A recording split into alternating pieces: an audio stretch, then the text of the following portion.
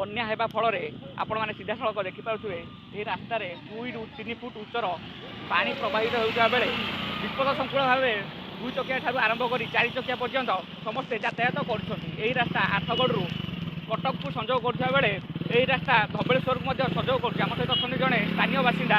ଚାଲନ୍ତୁ ତାଙ୍କ ସହିତ ସିଧାସଳଖ ଆଲୋଚନା କରି ଆପଣଙ୍କୁ ଆମ ଚ୍ୟାନେଲକୁ ସ୍ୱାଗତ। କ'ଣ କହିବେ? ଏଟା ସବୁବେଳେ ପାଣି ହେଉଛି। ପ୍ରଶାସନକୁ ବାରମ୍ବାର ଜଣାଇଲୁଣୁ ଏ ପାଣିର କେମିତି ନିଷ୍କାସନ କରାଯାଉ। ଏ ପାଣି ଆଜ୍ଞା ନିଷ୍କାସନ ହୋଇପାରୁନାହିଁ। ସାପୁଆ ସବୁବେଳେ ପାଣି ଆଜ୍ଞା ରହୁଛି। ଆଉ ଏମିତି ଅସୁବିଧା ହେଉଛି ଯାହାକି ନାହିଁ ନଥିବା ଅସୁବିଧା। ଏ ବ୍ରିଜ୍ ହେଇଠି କାମ ହେବ, ରାସ୍ତା କାମ ହେବ 2 ବର୍ଷ ବିତିଗଲାଣି କିନ୍ତୁ କାମ ହୋଇପାରୁନାହିଁ। ତା ଭିତରେ କ'ଣ ରହୁଛି ଆମେ କ'ଣ ବାରମ୍ବାର ପ୍ରଶାସନକୁ ଜଣାଉଛୁ। ତେଣୁ ବିଲବାଡ଼ି ଧୋଇ ଯାଉଛି, ବହୁତ ପ୍ରକାର ହଇରାଣ ହେଉଛି। ଯିବା ଆସିବା ଯାତାୟାତ ସ୍କୁଲ ପାଠ ପଢ଼ିବା ସବୁ ପ୍ରକାର ସମସ୍ୟା ଦେଖାଯାଉଛି। ଯେମିତି ହୟାଙ୍ଗକୁ ଚୀନ ଦୁଃଖ କୁହାଯାଏ, ସେମିତି ଆମର ସାପୁଆ ହେଉଛି ଆମର ଦୁଃଖ।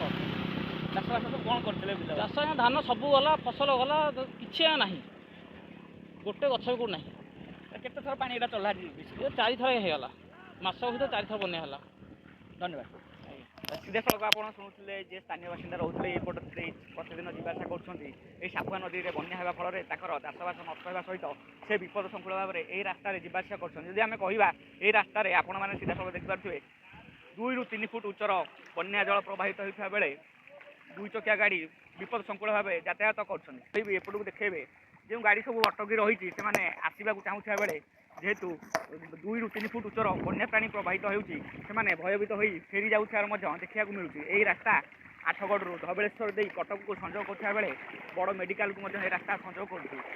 ଯାହା ସ୍ଥାନୀୟ ଲୋକଙ୍କ କହିବା ଅନୁଯାୟୀ ଏଠାରେ ଯେଉଁ ବ୍ରିଜ୍ ଅଛି ତାହା ଉଚ୍ଚା ହୋଇଥିଲେ ମଧ୍ୟ ଏହି ଯେଉଁ ରାସ୍ତା କାମ ଚାଲିଛି ଏହି ରାସ୍ତା କାମ ଡେରି ହେବା ଫଳରେ ରାସ୍ତା କାମ ସମ୍ପୂର୍ଣ୍ଣ ହୋଇପାରି ନାହିଁ। ତେଣୁକରି ଏହି ରାସ୍ତାରେ ବନ୍ୟା ଜଳ ପ୍ରବାହିତ ହେଉଛି। ଏବେ ଦେଖିବାକୁ ବାକି ରହିଲା ଏହି ପୁରୁଣା କଟକ ସମ୍ବଲପୁର ରାସ୍ତା କେବେ ସମ୍ପୂର୍ଣ୍ଣ ହେଉଛି ଏବଂ ଏହି ସ୍ଥାନୀୟ ଲୋକଙ୍କ ଦୁଃଖ ଦୂର ହେଉଛି।